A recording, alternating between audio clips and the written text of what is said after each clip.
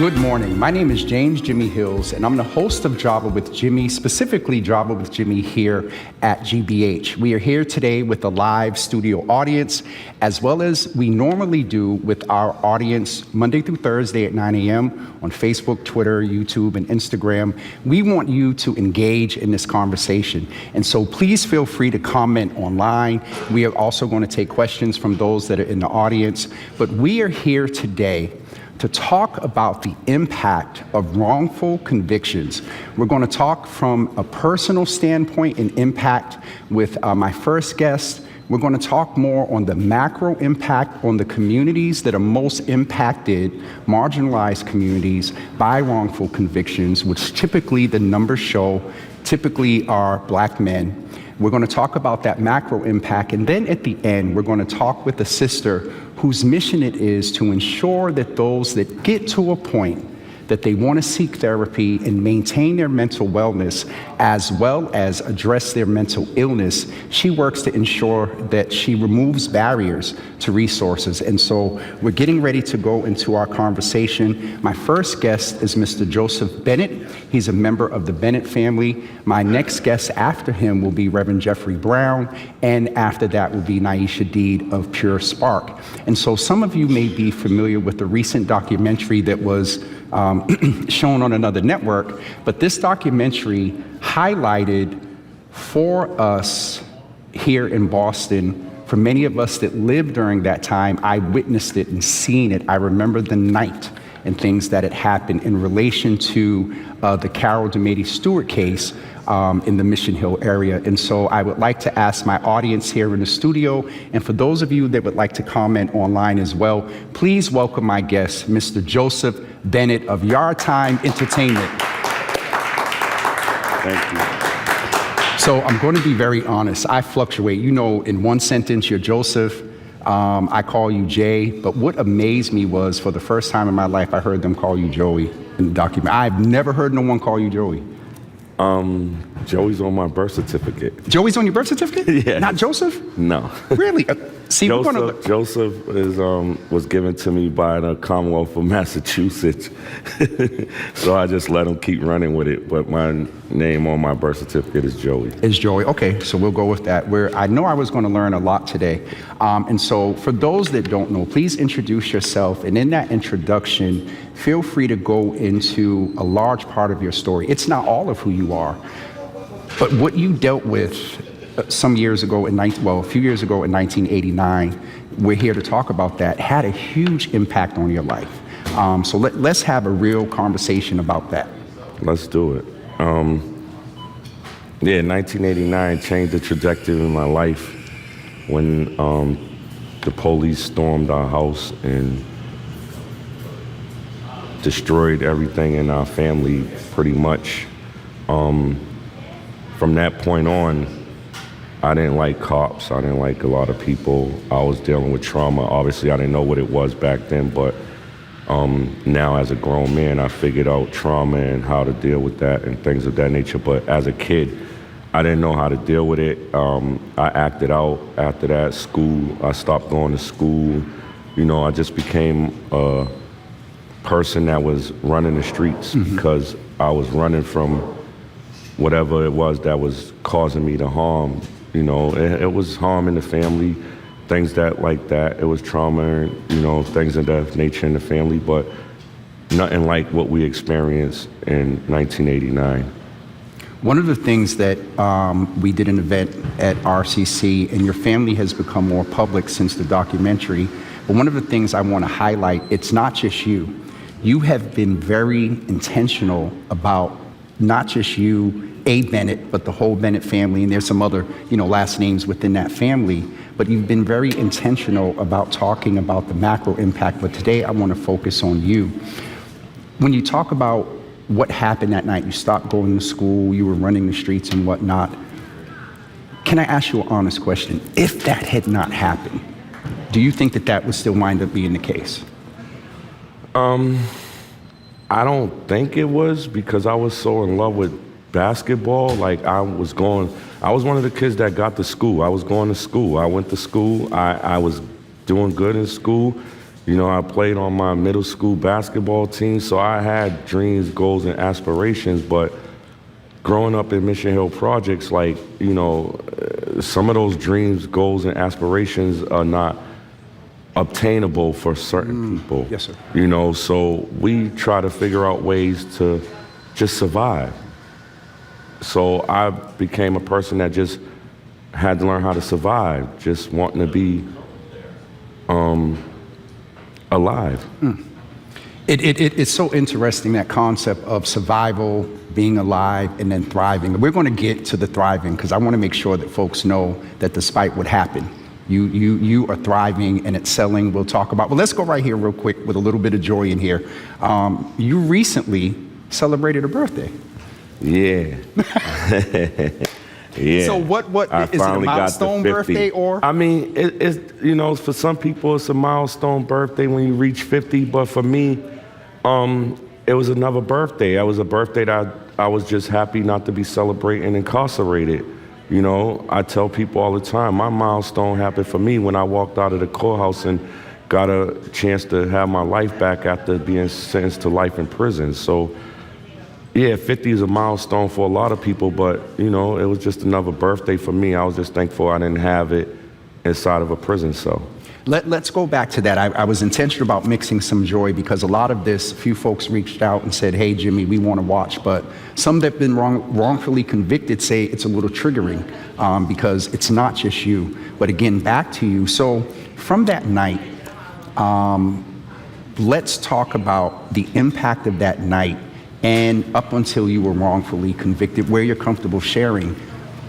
What was it like for you from that night up until a point of the system did what it did to get you wrongfully convicted? Tell us about that.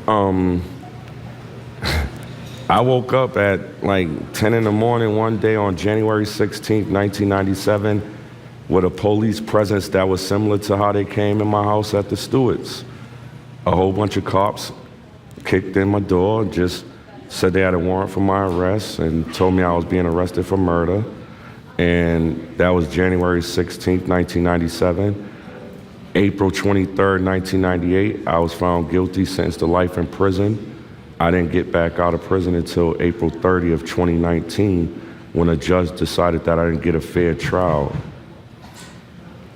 There's so many places where I can go. In full transparency, Joey is a friend, even though I presumed his government was Joseph. There's some things that I am, you know, aware of, and so I want to ask about that. That wrongful conviction case was a very, if I'm right, was a very popular case, and there was an attempt to try to tie you. Do you mind talking about and mentioning what that was? So, I mean, which case? I was wrong. You know, unfortunately, it was a couple of cases that I had got arrested and, you know, and dragged in the public eye for, you know, one of them being a Morning Star's case where they alleged that I had disturbed the funeral and stabbed a man 9 times. They paraded me on the newspapers, throw me away, and then, like my uncle's situation, they quietly dismissed the case without. So publicly, let's use some of our young people's terminology. They publicly dragged me, but then quietly dismissed the case. They didn't even dismiss it. They put it on Noel Pross, and if it's not a murder case, if they put something on Noel Pross, they got to 20 years. Can you school us about what Noel, say that term? No, so it's Noel Pross. Basically, it says that right now that we're not going to take you to trial, but if some evidence ever comes up, we're allowed to come back and take you to trial. Okay. So they never gave me an official dismissal. They just put me on Noel Pross. And for 20 years, I walked around with that case still open. And then this, 1997 happened. I want to go a little bit into that based on something you just said, because we're talking about a perspective of this that we'll talk more with Nieisha about later, is the mental health impact. If you could put into one word, and then you can give context, the mental health impact from 1989 up until April 30th, 97? No, April 30th. April 23rd, 1998. 1998. What's been the mental health impact on you and your life?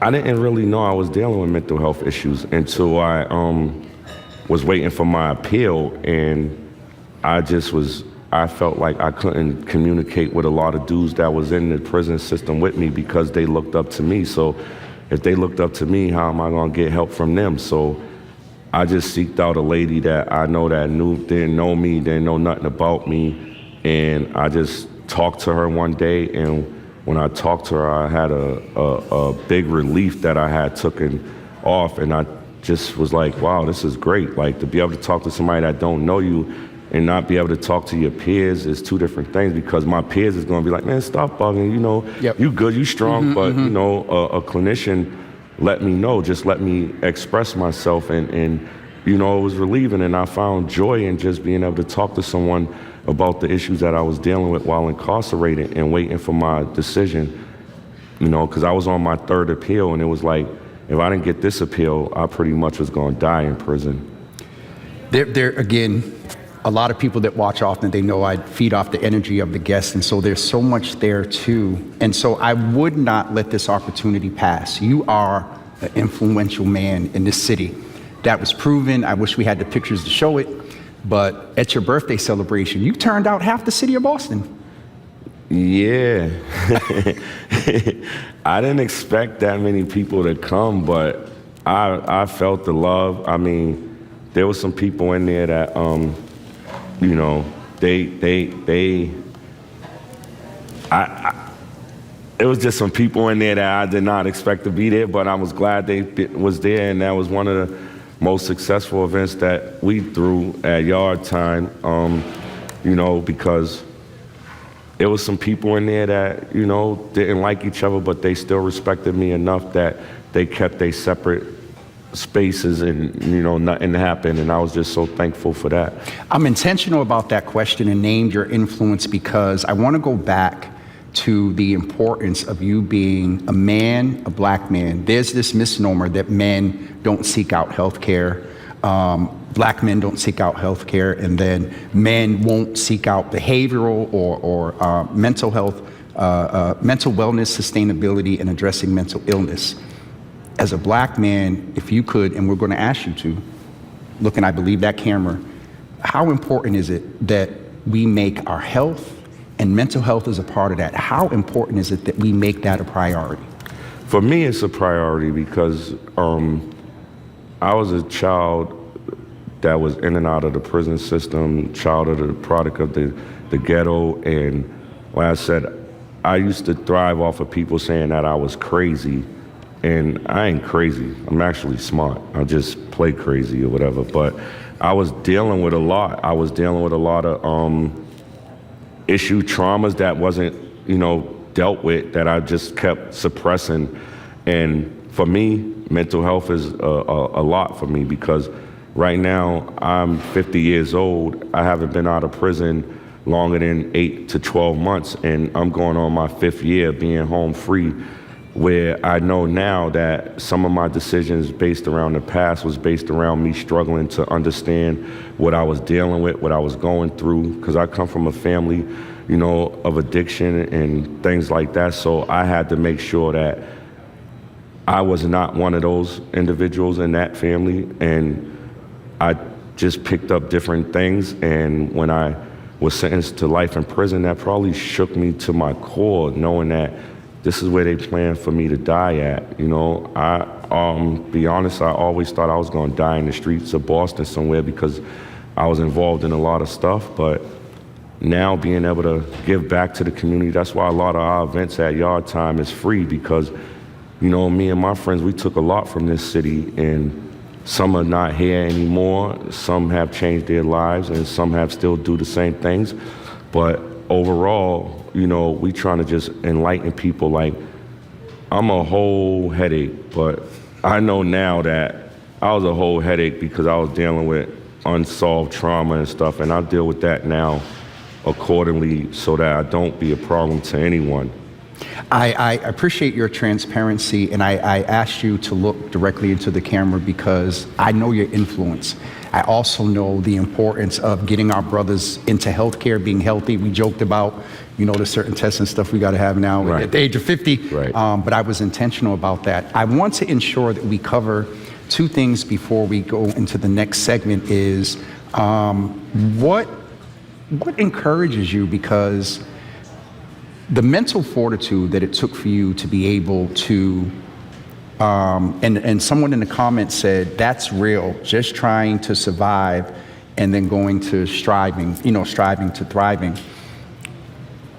I don't know if I would have the mental capacity, Jay. I just don't know. To have that hanging over your head with all that went on that was wrong. What is your motive, and how do you stay motivated to stay positive? It's a cliche sort of word, but to stay positive. What keeps you grounded? Man, I have so many bad narratives about me, man. Like people that don't know me, that only heard of me, then there's people that know me that still think I'm the same young man that want to continue with the violence and the drama and the troubles. Like, my motivation is to stay out of prison like that, because all I know was going back and forth in and out of prison. So, I got kids now. I got grown kids, actually 3 grown daughters that has sons and daughters. Your grandpa. I'm a grandpa, yeah.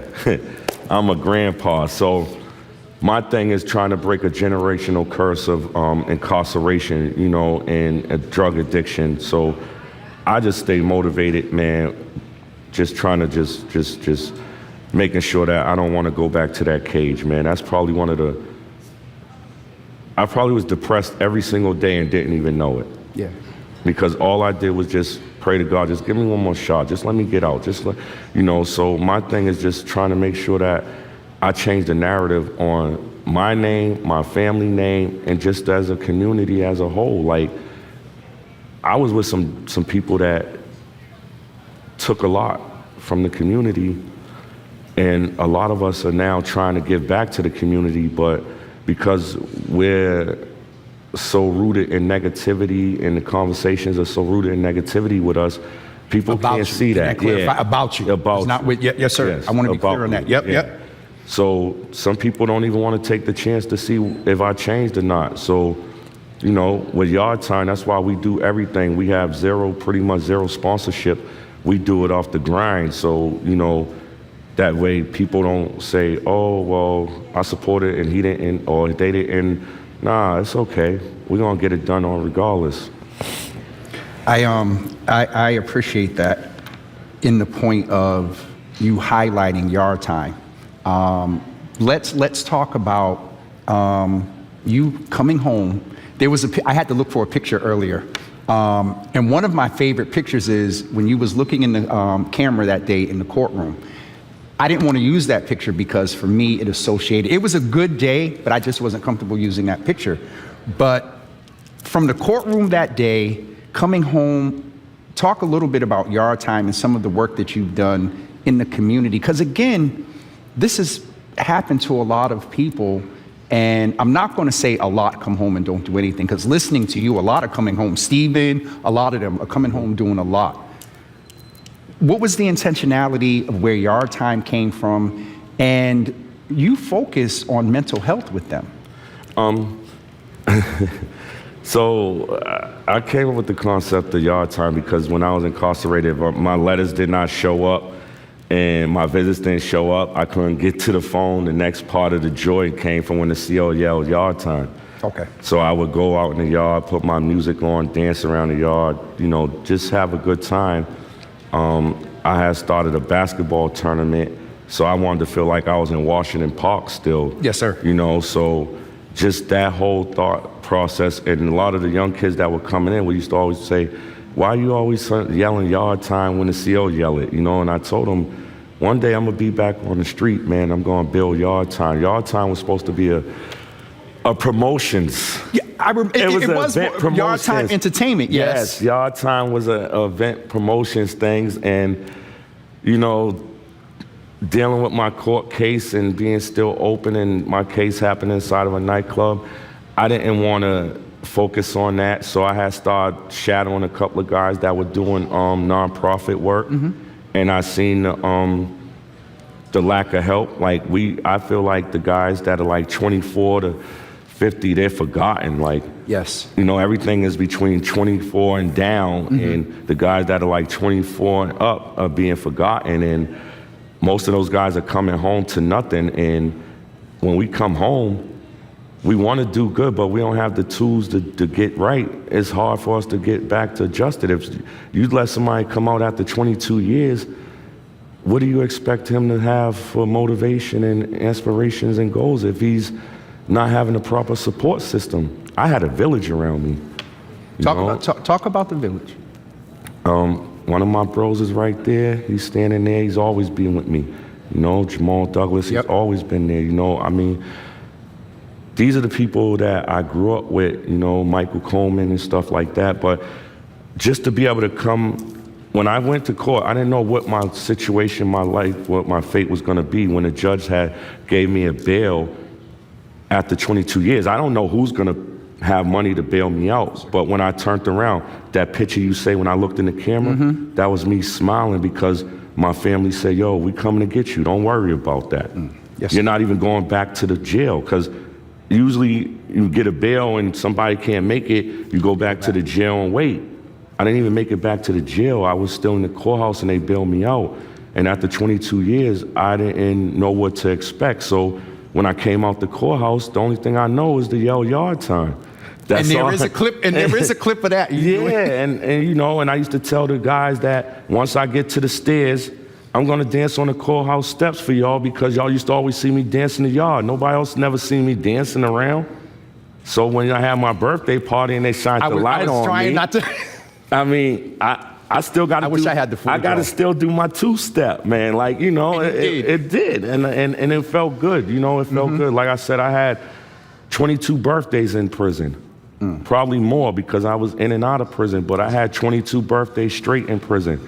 So to celebrate my 50 out here with people that love me, people that was around, people that enjoyed themselves, that came out and it was safe, was monumental to me. You know, I mean, everybody was scared to come because they say, yo, he gonna have all the gangbangers and he gonna have all these people. This is another convo, but there's impact in that, and those that have the ability to resource and pull in someone like yourself, there's that OG model and whatnot. I listen, our time, I get to talk to you on a regular. You do. But I am so glad, and you made it be a easy sort of the end of the interview, because we're ending in Black joy. That I do have the footage, y'all. I just don't, I didn't get it to the production team, but this brother danced on Saturday night. And Joey, I appreciate you. Thank you for your transparency. And thank you for, we didn't go a whole lot into it, but thank you for advocating beyond yourself. The event at RCC and everything that you've been doing has been for the yard. And so, brother, we don't do this too often, but I appreciate you. I know I might get in trouble with production, give you a little love too, but Joseph Bennett was one of you can please give him a hand. And we're getting ready to go into our next segment, but I just wanted to acknowledge some of the comments online about Joseph and the impact of his words. Mama Java, who is my mother, says hello to Joseph Bennett. Michelle Smith says hello as well. Aaron Davis is saying good morning to Mama Java. And Nicole Hart is saying hello to Joey's nickname, otherwise known as Toot. And so Conchetta Johnson highlights the fact that Joseph is addressing generational curses and breaking them. And also Michelle from Facebook is naming that everyone deserves a second chance in every circumstance of life. And also Leslie is saying happy birthday to Joey as well. Belinda from Facebook is saying more needs to be done to support these men returning to their communities. They paid their price. Advocacy is needed so they don't return to prison. Belinda, I think that is such a great comment to segue into our next segment. Joseph was able, from experience, to talk directly to the impact of wrongful convictions on him as an individual. Though he does advocate for community, we got to hear a little bit behind the scenes, not so much behind the scenes, but a real personable impact on his life for 22 years in prison, that night at the house. That is the individual, and he does move in the macro of addressing things about wrongful convictions for others. My next guest is Reverend Jeffrey Brown. He is, and I know somewhere in here I'm going to get in trouble as I reference to the credibility he has through his short time of service.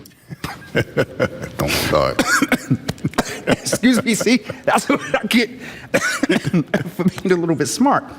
Reverend Jeffrey Brown is an impactful advocate in the city of Boston and across the country. He is well known for being with the 10 Point Coalition. He is currently the associate pastor at 12th Baptist Church. We just want to acknowledge and thank Pastor Willie Broderick and Reverend Brown for also acknowledging the Bennett family a few weeks ago at their MLK event. But Reverend Brown is going to speak to us from more of a macro standpoint about wrongful convictions. We'll talk a little bit about some of what one of his most famous statements out the documentary. It's been over social media. So Reverend Brown, welcome again. You're not a stranger to the Java Cafe, but here, welcome, sir. Thank you. And let me try to get myself together for trying to be smart and almost choke. See, you don't mess with the preachers. Don't mess with the preachers now. Ain't you a preacher, bro? Reverend Brown, please say hello to the people. Hello, people. God bless you all. Thank you all. And thank you, Reverend Hill, for allowing me to be here on this august program. Reverend Brown, after the show, sir. Yes, I know. We pray that the Lord protect you. In all seriousness, Reverend Brown, you have been a mentor. You were one of, you all see a refined Jimmy, but Reverend Brown remembers when I was a little energetic around some things in an activist space. You've always engaged and gave me the opportunity to participate, influence, and inform. So I want to personally thank you for that. You were here in 1989. Can you talk a little bit about the impact on the community of what happened from 89 and up until you want to talk about transition? Well, first of all, I just wanted to acknowledge Joey Bennett and the candor in which he spoke and the honesty. You know, he is a wonderful man to be able to speak truth in the way that he did. So it was very gratifying for me to hear, you know, and the whole idea of what happened in Boston was embodied by this docuseries, Murder in Boston, and that it came from the community's perspective was really groundbreaking, right? Something that we all knew for the past 30-something years, but to be able to see it and hear it articulated was really important. And it was as it was. It was a scorched earth type of approach to dealing with a murder and the assumption that a black man did it. And I remember driving down Parker Street in that process, and I remember there were young men up against the wall of houses, and you know the housing is not like the housing today, right? So it was the red brick walls. And I remember a young man on the ground, and the cops were looking in cars, looking for black men that they could pull over and, I guess, question and all of that. There were folks who didn't want to go into the city because of all of that, what was happening. And then I remember the utter outrage that came from the community, that was embodied in community leaders when it was discovered that the husband did it. Now, there were two detectives that knew from the beginning, or at least had suspicion from the beginning, that he was the one who killed his own wife. But they were taken off of the case because of the politics, in my opinion, that swirled around that. And so, and some of that was, you've got this increase in violence that was happening in the community. You had the police who was given unfettered powers to deal with that. And part of the fear that came from the majority community was that, this city is under siege and it could impact me, it could impact my family. And then you have this woman who is killed in a car, 8 months pregnant, and the husband blaming the black man. And it was like throwing gasoline on fire. Yes, sir. And so it sort of affirmed for the majority community all of the stereotypes that sort of fed into that. And then they ran with it. I mean, they literally ran with it. Boston, when I first came, and it was in 1984, when I first came to the area, was a series of neighborhoods that were balkanized, right? So when I came to Boston, I had folks from, my neighborhood who would say, look, don't go into South Boston at night. There's these certain areas where you don't go, right? Because we want you to come back home, and all of that. And so that was clearly the case in those days. And so that Stuart case just sort of brought to light all of the ugliness that they thought they were putting to bed after the busing crisis. Yes, sir. One of the names that they didn't mention in the docuseries that I really thought should have been mentioned was Mel King.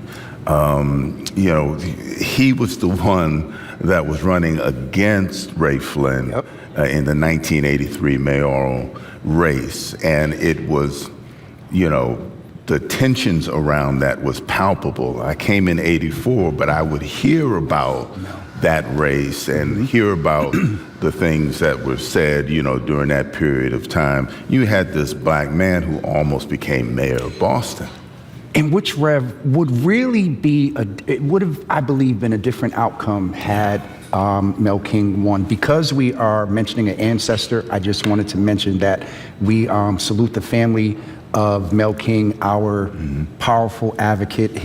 I remember seeing him walking down Mount Pleasant with the rainbow, and that concept actually went on to Jesse Jackson's Rainbow Coalition. And so, Rev, let me ask you, because one of the, and I don't have it verbatim, but one of the sentiments of the comments that you made in the film was that this is not old Boston. Yeah. I'm going to talk about the macro impact of wrongful conviction in the context of what you talked about then and where we are now in the context of wrongful conviction. Can you compare and contrast, because those convictions a lot lean on or depend on the investigative process. Yes. Where are we comparison to 1989, 2024? 1989 was, as I said, it was almost like a scorched earth policy. You had folks who were going to jail, for charges while detectives were trying to build cases, on folks. That's what happened to Willie Bennett, right? And Joseph. And Joey, right? So you had, in Willie's case, they put him in jail holding him for that Brookline robbery. And they were working on the Stuart case, while holding him. That detective that was interviewed, Dunn, basically said that was the motivation behind that, right? So, we need to look into that case as well. But there was a lot of that happening And the larger context was, really frightening because we did have a proliferation of guns in our community. Yeah. We did have, 89 was one of the worst, if you remember, was one of the worst 89 years. and 90. Yeah. I think 1990 we had 152 homicides, 1,100 gun shootings. So we had hundreds of people dying. You had thousands of people getting shot. And you had largely young people doing that. Right. So, we're talking about, 18 and under. And so it was really frightening for the community in general, but the approach was not to, lock everybody up, right? Well, the approach was to lock everybody up. Yes. Right. And so that you had people who were going to jail for crimes that they did not commit, but because they were associated with certain groups or in certain neighborhoods, that happened. Which is today's gang database. Exactly. And so you have people who are currently incarcerated who have the same stories as Joey. And so, we have organizations who are trying hard to do something about that, but that was a reality back then. Now is different. When you start having police leadership that is reflective of the community. Yes. When you have folks like, Nora Baston and people like Commissioner Michael Cox, you start to see a different outcome. When you have docuseries like Murder in Boston, you start seeing the narrative around what happened begin to change and be more reflective of the truth that the community had to embody. And I always say, the law enforcement piece is important. There were some people, frankly, who had to go to jail because they shot and killed somebody, right? But our community was under siege in those times. When you talk about failed housing policies, when you talk about poor educational institutions within communities, when you talk about, racism, when you talk about poor health care. You're talking about back then. Yes. That could be applicable. Can you say? Exactly. So for me, what we have today is a different leadership strata. Okay. And I'm really grateful for our current mayor, Mayor Michelle Wu, who, has demonstrated that she's looking at things through a much different lens than before. Let me ask you real quick and we can go on. The apology. For someone that has, I was going to say endured, but for someone who has experienced how many mayors? 5, 6? Yeah, a bunch of them. Over that 34, in her case 32, because she's only been in a couple of years, how significant, based on what we know of what we call Boston Poly, Boston's interesting history at the Hall and whatnot, how significant was that apology? It was huge. I mean, How so? For me, I could never see under the current system a mayor intentionally doing something like this. But this is a different Boston, and you have a different type of leadership that's leading this city. And go back into that. And so for me, to bear witness to that and to see the effects of the trauma on the faces of the Bennett family and the Swanson family, and the most impactful moment for me in that whole press event was Tito Jackson. Oh goodness! When he got up and sort of talked about the impact of this and the tears that flowed from him and from Joey and from other members of the family as they talked about that, and you think about the whole weight of that that has been borne by the community over all these years, for the mayor to be able to do that, and for the police commissioner to also and that was missed. Yeah. There were calls on social media, BPD, and if you know Commissioner Cox, he's not that animated. He's very even-keeled. And so we're going to get have to wrap up in a couple of minutes. Yep. Rev, Well, you know I'm Baptist. I can talk all day now. Yeah. where do you see Boston going? Yeah. You know, you talk about leadership, you talk about racism. This mayor, who is an Asian woman, Yeah. who speaks fluent Spanish. Yes. Leadership is changing, and I think because so much has been brought to surface, it's kind of the going into our preacher mode.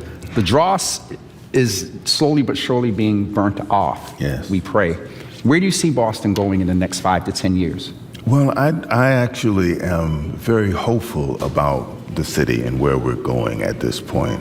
I think our future is much brighter than we realize, because I think that there are many people, and not just in communities of color, right, you know, but throughout the city, that are ready for this change and are willing to be able to address some of these structural issues that I was mentioning before in our communities of color and in other places where before it always seemed like, well, we'll try to do what we can. But now you've got a mayor who's like, we've got to enact some structural change. So how do we do that? And how do we do that together? And equitably. And inequitably. I mean, and we've got a city council, you know, Ruth Z. Yes, our city council president. Our city council president is also of that mindset. And so, you know, we've got a lot of hope in the city.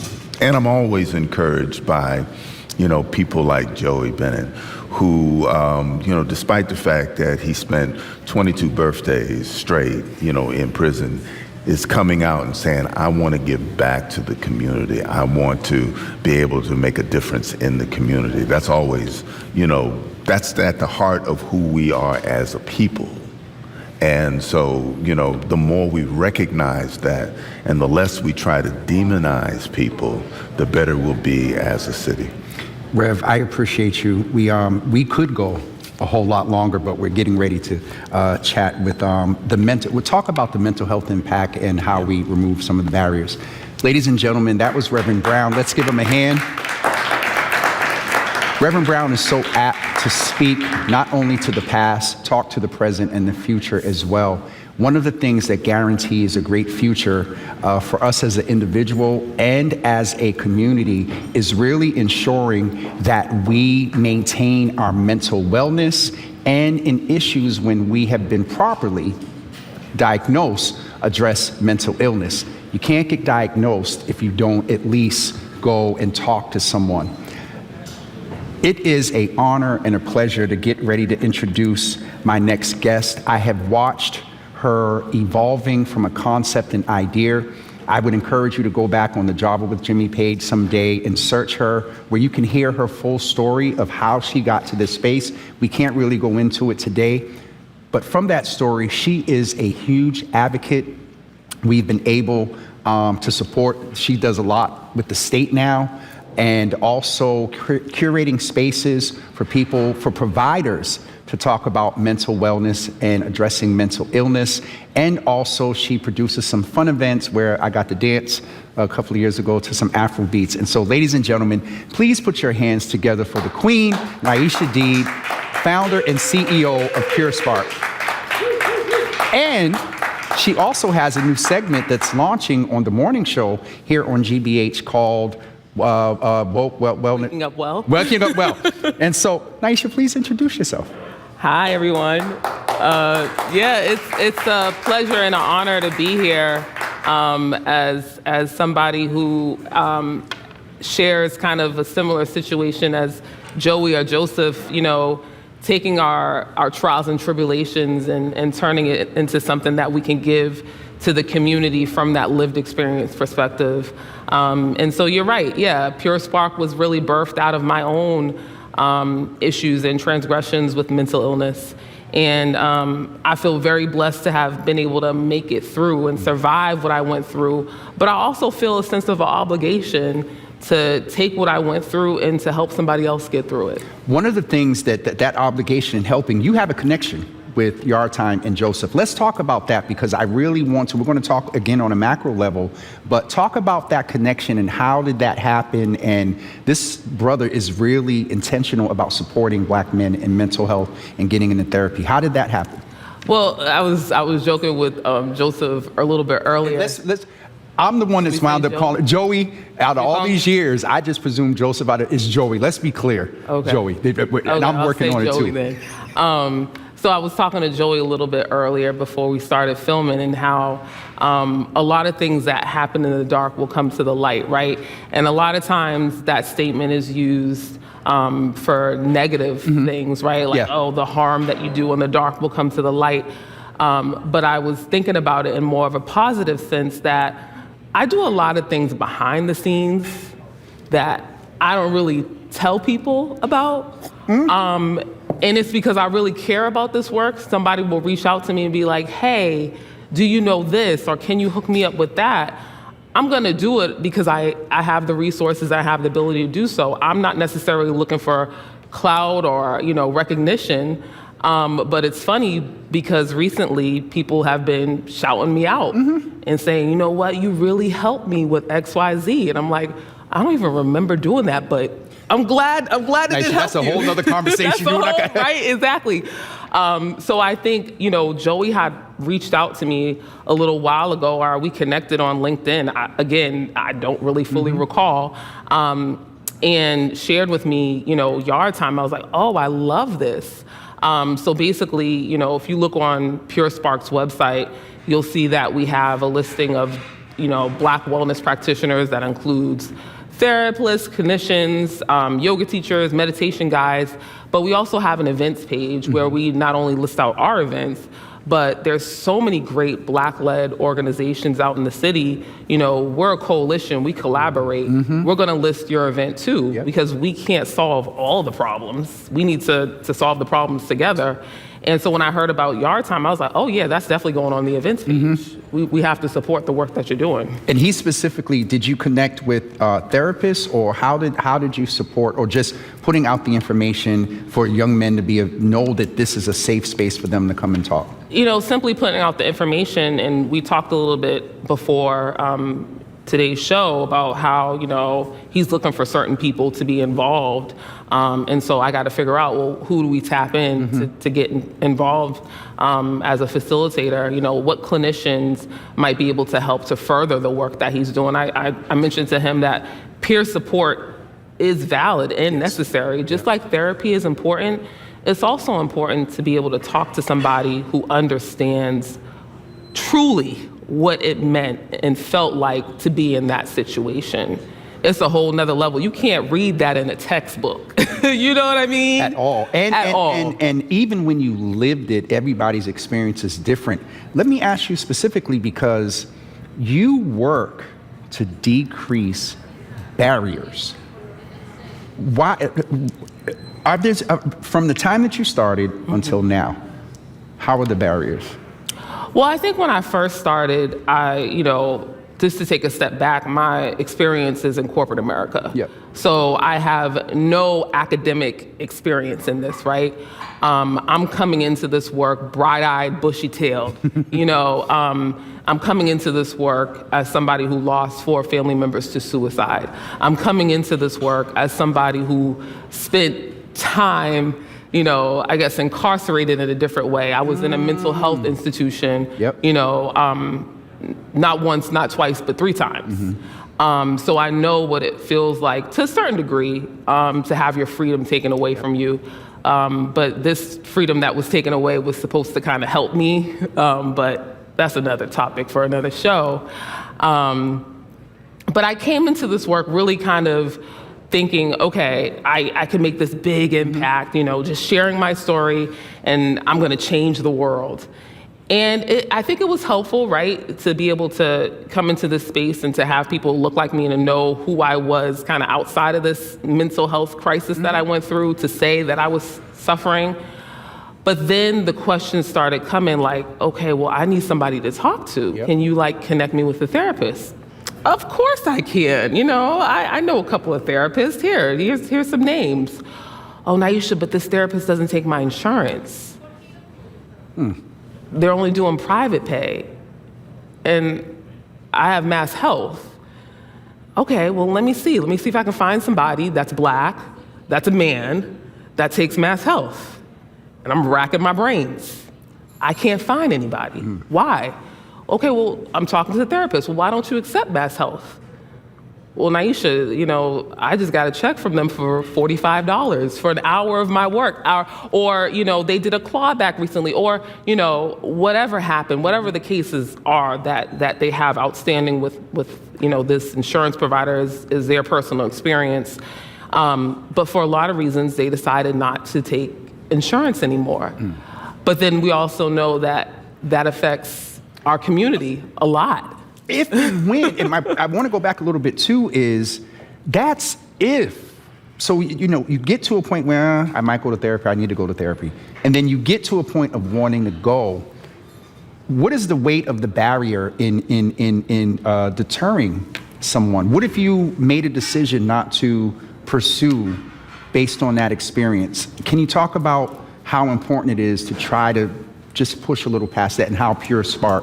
Well, listen, I think when you're in the, when you're just feeling all of the depression, all of the anxiety, and you still have to go to work, and you still have to take care of kids, you still have to cook, and you still have to, you're dealing with racism, you're dealing with systematic oppression, you're tired, right?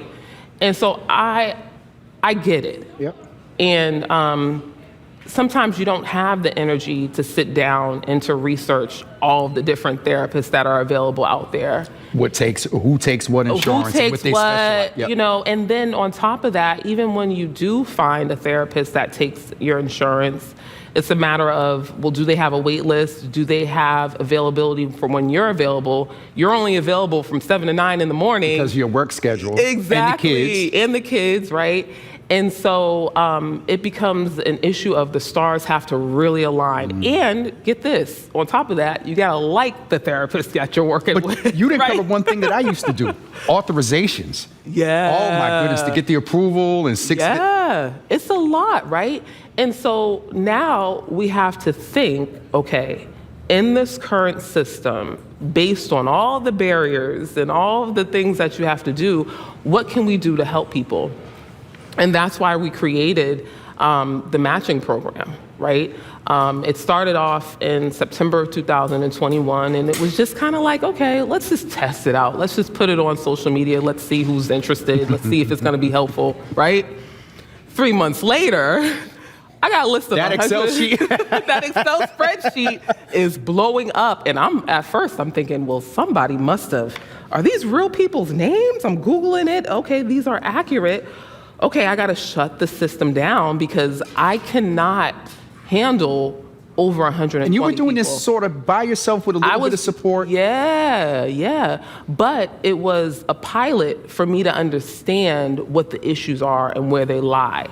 Like the stories that I just shared about, those are real life stories. Of course, I'm not going to share the person's name that was looking for it because this is confidential information. But these are real stories that I was able to gather because I was able to kind of do this piloted program. So now it's an issue of, well, I got to get the funding in order to do it because I know that this is something that our community needs and it's valuable. And then on top of that, right, because now my eyes are wide open. I see all the issues. I see all the barriers. I'm no longer that bushy tail. Like, I'm like, oh, oof, we got problems left and right and center. A little bit of an expert now. A little bit of everything.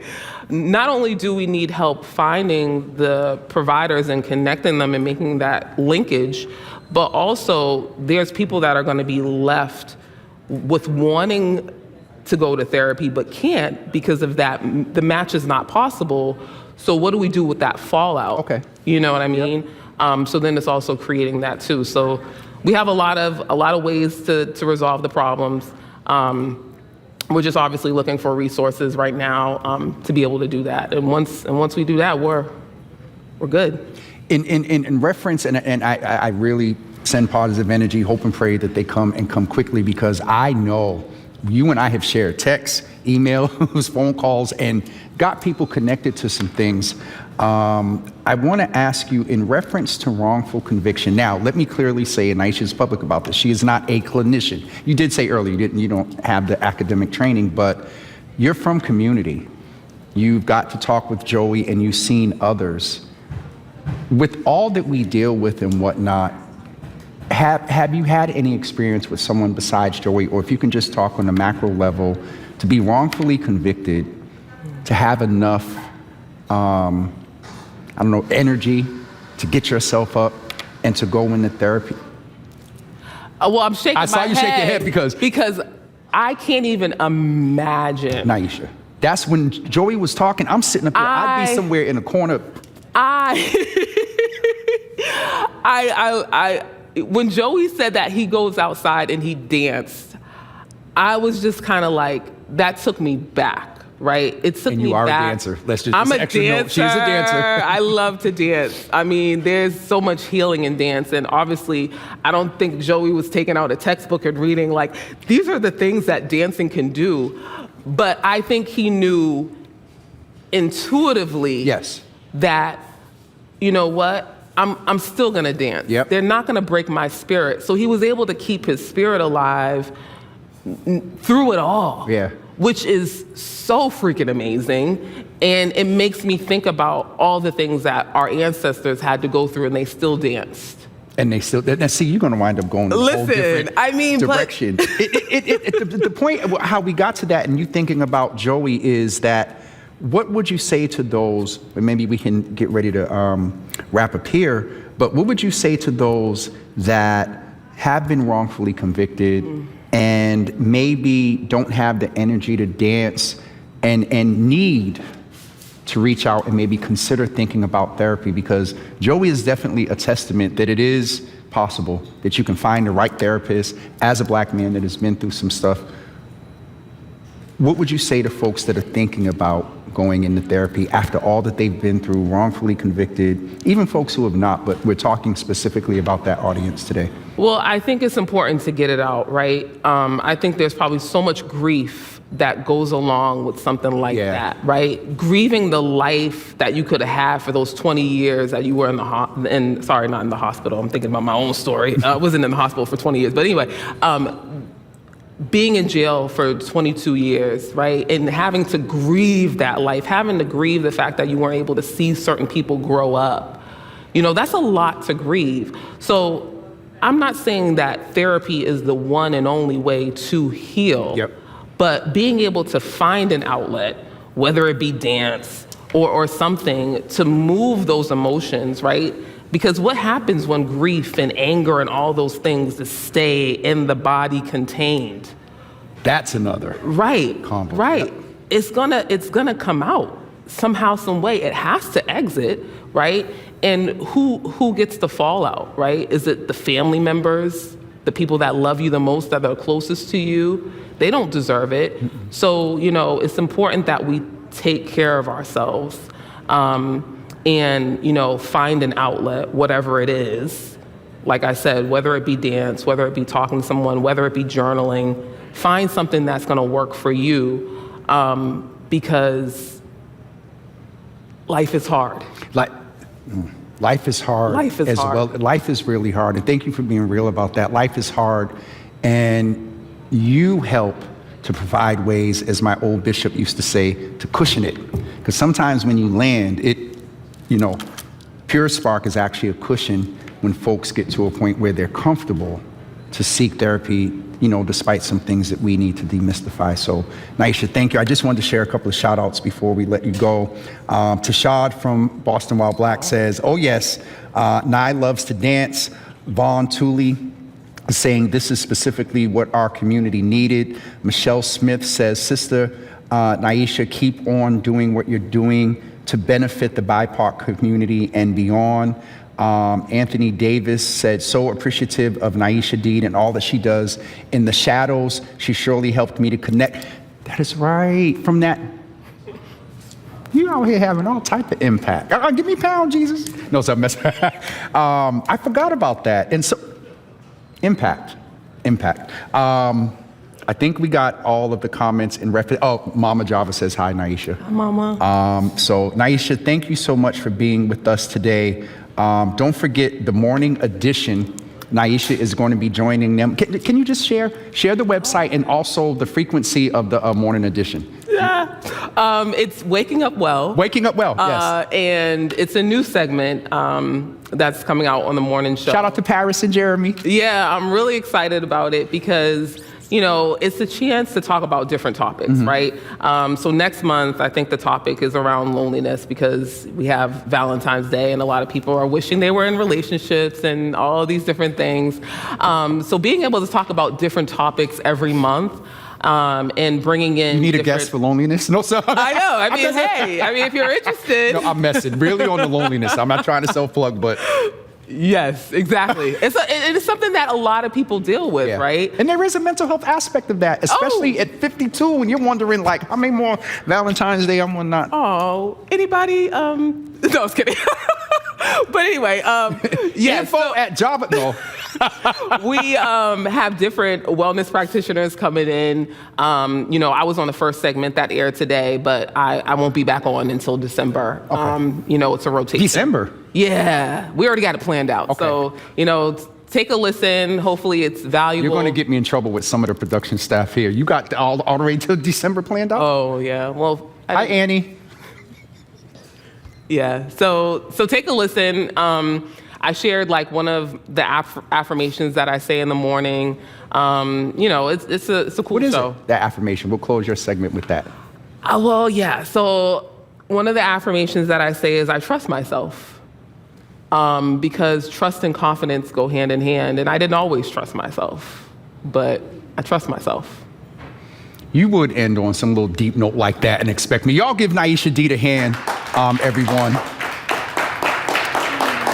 If you would like more information about her segment, you can go to wgbh.org/shows/morning edition. We'll ask someone to put that link in the comments, please. But I really appreciate everyone that joined me today. Joey Bennett, Reverend Jeffrey Brown, and Nieisha as well. It is important that we support those who have been wrongfully convicted. Nieisha made a good point that many of them are grieving a loss of 15 years. I know of a case where there's 32 years, even if it's a day. If you were wrongfully convicted by a system that is largely rooted in racism and supremacy, and the structure is not built toward healing and recidivism, it's very interesting for those that fall victim to that. Be sure to support those that you know or are aware that have been wrongfully convicted. Please seek out Pure Spark if you are looking for therapeutic services. You can Google Yard Time Entertainment to find out what they're doing as well. And please be sure to go follow Java with Jimmy on all social platforms at Java with Jimmy. Check us out every Monday through Thursday on social platforms at 9 a.m. We will be here next month back at WGBH at the BPL, highlighting some things for Black History Month. So we hope to see you then. Make sure you join us, and thank all of you in our virtual audience and all of you in our studio audience. Thank you for joining us today for Java with Jimmy at GBH. Thank you.